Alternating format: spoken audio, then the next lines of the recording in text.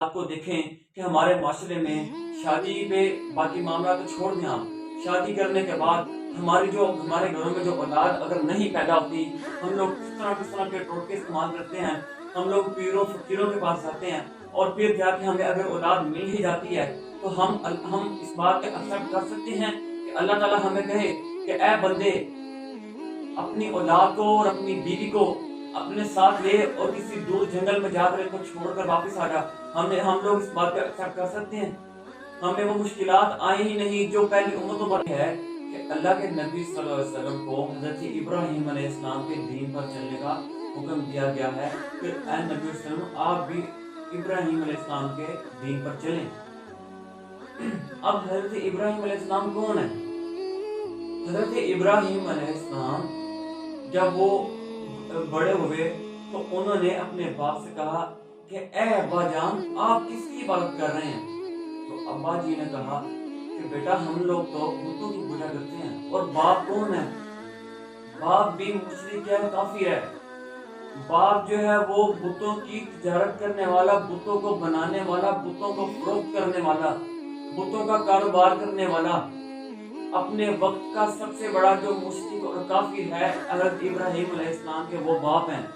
और वो क्या कह रहे हैं कि ए अब्बा जान, आप किसकी आप जो है वो किसकी इबादत करते हैं, आप किसकी पूजा करते हैं? उन्होंने कहा कि हम लोग अपने बुतों की पूजा करते हैं, पत्थरों की पूजा करते हैं। तो हज़रत इब्राहीम अलैहिस्सलाम ने कहा नहीं ए अब्बा जान, हमारा रब तो एक है जिसने हमें पैदा किया है। तो हज़रत इब्राहीम अलैहिस्सलाम के बाप ने कहा कि तू मुझे अपने बाप दादा के दीन से छुड़वाना चाहता है, तो मैं तुझे पत्थर मारकर रजम की सजा तुझे दूंगा, पत्थर मार मार कर तुझे मार दूंगा। तो अल्लाह के इस बात की दावत दी तो मैं तुझे रजम की सजा देकर तुझे मार दूंगा। आज हम लोग, पहली बात तो ये है कि अपने अपने खानदान में अपने वालिदैन की हम लोग ना तो खुद इस नाम पर पूरा पूरा अमल कर रहे हैं और ना ही अपने वालिदैन को इस बात से रोकते हैं। वो जिस मर्जी गलत तरीके पे चलते जाएं, वो जनाब सूद का खाना खाते जाएं, वो घर के अंदर हलाल और हराम की तमीज ना रखें, हम उनको उस बात से रोकते ही नहीं। हज़रत इब्राहीम अलैहिस्सलाम पर जो पहली मुश्किल आई थी वो ये थी कि उनके बाप जो थे वो मुसलमान नहीं थे, ईमान नहीं थे लेके आए। तो अल्लाह ताला ने कहा था कि तुमने अपने बाप के लिए दुआ भी नहीं करनी।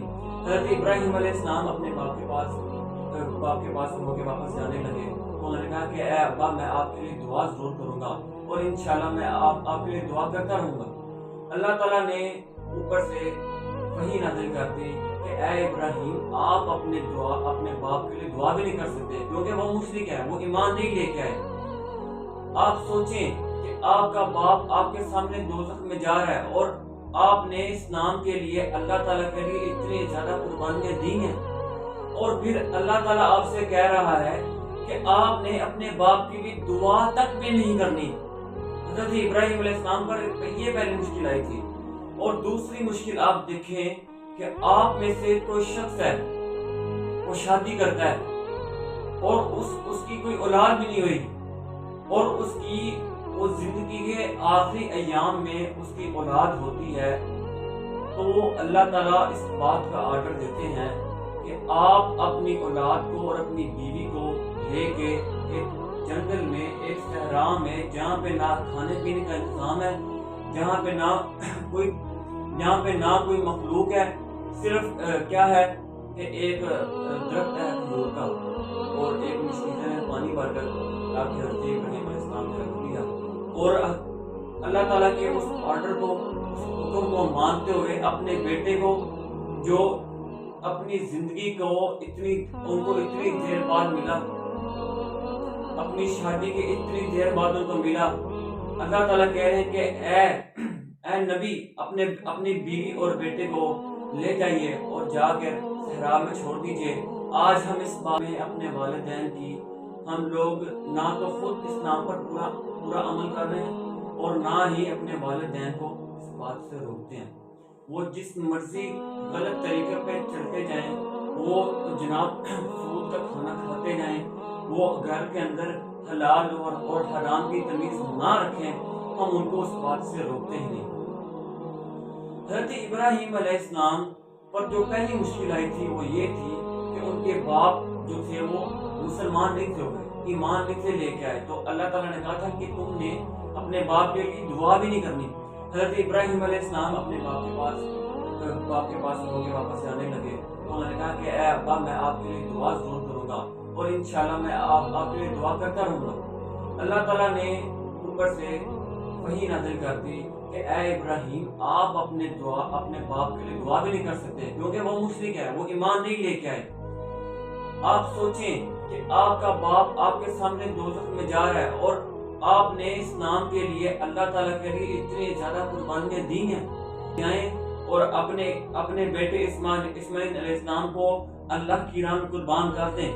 تو حضرت ابراہیم علیہ السلام نے اس بات کا شکوہ تو نہیں کیا کہ اے میرے رب، پہلے آپ نے کہا، پہلے تو آپ نے مجھے اولاد ہی نہیں دی، پھر آپ نے مجھے رو دھو کے اولاد دی، اور اولاد دینے کے بعد پھر آپ نے مجھے کہا کہ اس کو صحرا میں چھوڑو، اور اس کے بعد پھر آپ مجھے اب اس بات کا کہہ رہے ہیں کہ آپ اپنے بیٹے کو قربان کر دیں۔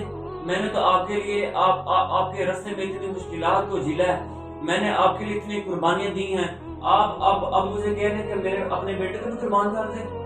آج ہمیں ان باتوں کو سوچنا چاہیے۔ آج ہمارے اوپر دنیاوی معاملات میں جو مشکلات آتی ہیں، ہم ان مشکلات کو لے کر بیٹھے ہوئے ہیں۔ حضرت ابراہیم علیہ السلام جن کے دین کو اللہ کے نبی صلی اللہ علیہ وسلم آخری نبی ہیں، ان کو کہا گیا کہ آپ نے ان کے دین کو فالو کرنا ہے، وہ ان کا کون سا دین ہے، ان پر کون سی مشکلات آئی ہیں، ہمیں ان مشکلات کو سمجھنا پڑے گا۔ ہمیں اپنی زندگی کے ان معاملات کو سائڈ پر کر کے ان مشکلات کو دیکھنا چاہیے کہ اتنی مشکلات کے بعد اللہ تعالیٰ نے ابراہیم علیہ السلام کو اولاد دی ہے، اولاد دینے کے بعد کہہ رہے ہیں کہ اس کو صحرا میں چھوڑو۔ صحرا میں چھوڑنے کے بعد جب اولاد بڑی ہوتی ہے تو اللہ تعالیٰ اس بات کا آرڈر دیتے ہیں کہ اس کی گردن پر چھری چلا دیجئے۔ اب بیٹا بھی صبر کرنے والا ہے، باپ بھی صبر کرنے والا ہے۔ ابراہیم علیہ السلام نے کہا کہ اے اسماعیل میرے پیارے بیٹے، کہ اللہ تعالیٰ کا حکم آیا کہ تجھے اللہ تعالیٰ کی راہ میں قربان کر دیا جائے گا۔ انہوں نے کہا ٹھیک ہے ابا جان، آپ کو جو حکم آیا آپ وہ حکم کی کچھ میل تک پہنچائیں۔ حضرت ابراہیم علیہ السلام، حضرت اسماعیل علیہ السلام حضرت اپنے باپ کو کہتے ہیں کہ اے ابا جان، مجھے آپ زور سے باندھ دیجیے گا اور میرا منہ جو ہے وہ دوسری طرف کر دیجیے گا، کہ جب آپ بٹوین دا پروسیس کہ آپ جب میری گردن پر چھری چلانے لگے تو میرا منہ اس طرف ہو، آپ میرے منہ کو دیکھ کر آپ کے دل میں نرمی نہ پیدا ہو جائے، اور میرے ہاتھ اور پاؤں کو آپ زور سے باندھ دیجیے گا تاکہ میں جو ہے اس تکلیف کو نہ برداشت کرتے ہوئے کہیں پر چلا نہ جاؤں۔